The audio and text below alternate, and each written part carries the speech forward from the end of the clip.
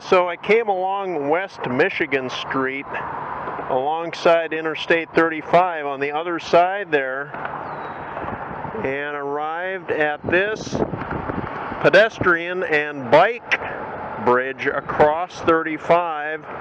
So now I'm on the south side of 35 and there is a ramp going down, and right here it intersects with the Superior Hiking Trail. And so this has worked. The trail went down underneath Interstate 35 and has come out to here, and right up there by the guy in the lawnmower I will cross over the railroad track and get on this railroad avenue to continue on. Works out.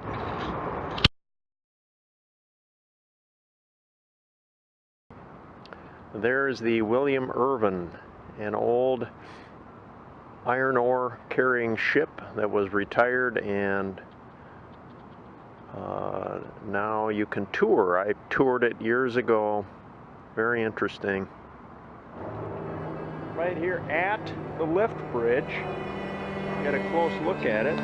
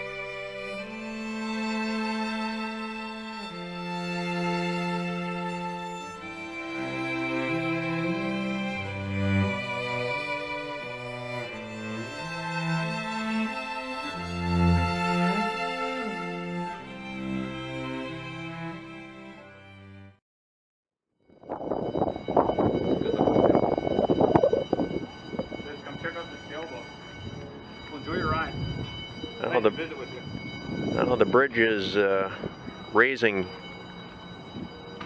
to let this sailboat through. So it isn't just huge ships that come through here.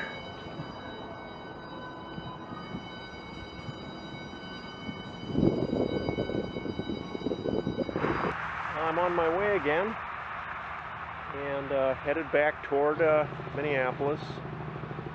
And it's sort of rainy today. In fact, I may ride into some rain in a bit, so I've got my rain gear on here.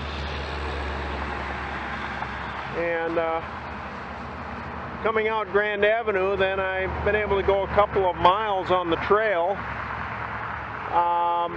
But now I'm going to go back down to Highway 23 there.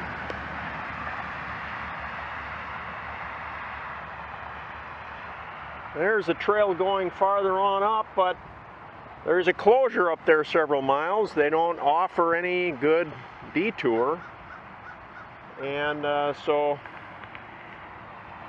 I've got in mind a detour I'm going to try, and hopefully it works. I took 23 to County Road 3, or Beck's Road, and have come up that, and I found the trail. There's Beck's Road up there, and they built a wooden ramp to come down here. Unfortunately, it's got cleats on it. It's wet now, and could have been a little slippery, but better than if I had to go up, that's for sure. So there's the trail closure right there, headed toward Duluth, and there's where I will go.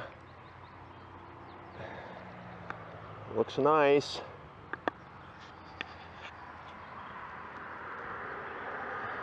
Well, right now, my morning coffee has come through, so I need to go do something about that. I was a bit disappointed in the knowledge of this trail by people in Duluth who I thought maybe ought to know. At the Willard Mungard Inn at the end of the trail where they rent bikes to ride on the trail, the guy there knew nothing about the closure or any detour. And bike store I stopped in yesterday, a guy was certain that this route for a detour would not work because the bridge had been taken out.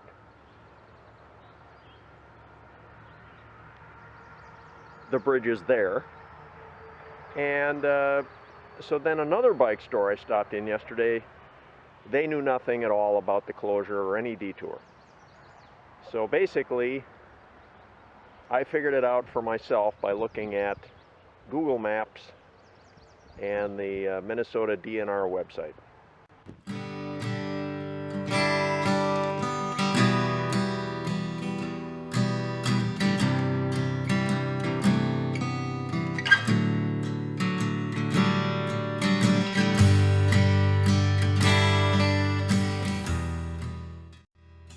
Well, some sections of this trail are showing age, and it's almost like running a rapids in a canoe, trying to pick my way through. And there's even a few pingos to watch out for. They put some white paint on. Oop, here comes a gravel section. This is where the trail crosses, I believe that's the St. Louis River. And this is what we can see from here.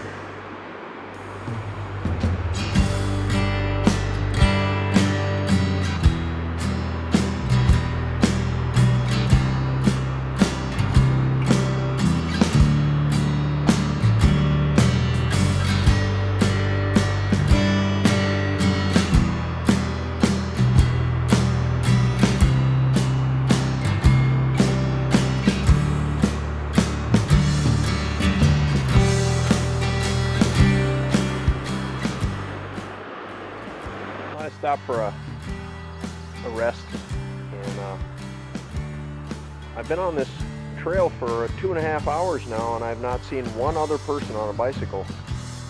I've seen some people walking and running, but no one else on a bike yet. May have something to do with the fact that it's the middle of the week and it's a dreary day, and it is early in the season yet. I'll go along and almost get into a trance-like state going along here. Very peaceful, almost dream-like, or that may be not enough sleep last night too. Something about this trail that's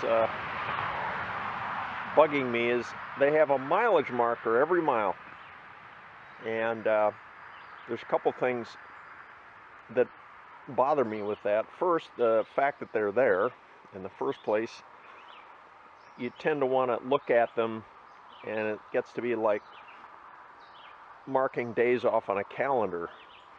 I'm trying to ignore them now. The second is they're descending in number, but I'm at about 120 right now, and my understanding is the south end of this trail is at Hinckley. It's not anywhere near 120 miles to Hinckley from here. 120 from here is, maybe getting to the northern suburbs of the Twin Cities. So I'm not quite sure what these mileage markers even mean on this trail. So it'd be best if they just weren't there. Well, it's noon now, and I have yet not encountered another person on a bike on the trail today. There's some tree farms around here. If you look through there, across that field is tree farm. It lined both sides of the trail and the county road alongside here. Back there just a little bit. I think we're about going into Pine County at this point. It looks like it's aptly named. I've arrived at Rutledge now, and this is where I'm going to leave the trail and go off onto County Road 61. It's 1 o'clock, and the reason I know is because the very loud siren just went off right over there. As it always does, apparently all over the place, on the first Wednesday of the month at 1 o'clock. So I finally ran into other people on bikes, and suddenly a number of other people. I rode for several miles with a family of 5 and had some nice conversation with the parents, and then the mother's tire was going flat, so they decided they should stop, and I kept going. But I've come down 61 and I've gone through sandstone here, and I'm about now to go south on Old Military Road there, which will eventually get me down to Hinckley or thereabouts. After a short distance, Old Military Road turned into a dirt road. It's not a bad dirt road as dirt roads go, and then it changed names to Government Road. And it's starting to rain now, finally, so maybe that'll help keep the dust down when cars come by me. Fortunately, not many are coming. I'm not sure how many miles of this I have. I pretty much am on this down to Hinckley. Might be a few miles. Well, okay, after, I don't know, 5 miles of dirt road, got back on the pavement, and I'm now at Hinckley. Well, here's the story. I've got to, right in the area that I had my eye on, and it's not good for camping. You get off of this road here, and it's water. It's swamp all around. There is some area that's high enough there to support trees, but I'd have to bushwhack through swamp to get into it, and I'm just not going to do that. So I've come 88 miles so far today, and it's about 5:15. And so what I think I'm going to be doing is camping right on this turnout spot from the road. Here's the road, and then it goes on that way, and there's a turnout right here, and so I'm going to put my tent up over there in the turnout dirt. I think it'll be alright. I don't think anybody's coming in here yet today, and the dispersed camping is allowed in the state forest, so I think I'll be okay. It's not what I really wanted, but I don't really have a good way to put up the tarp to be under to make dinner, so it's just lightly drizzling now, so hopefully it won't get any more than that, and get some dinner and hang out in the tent, I guess, read.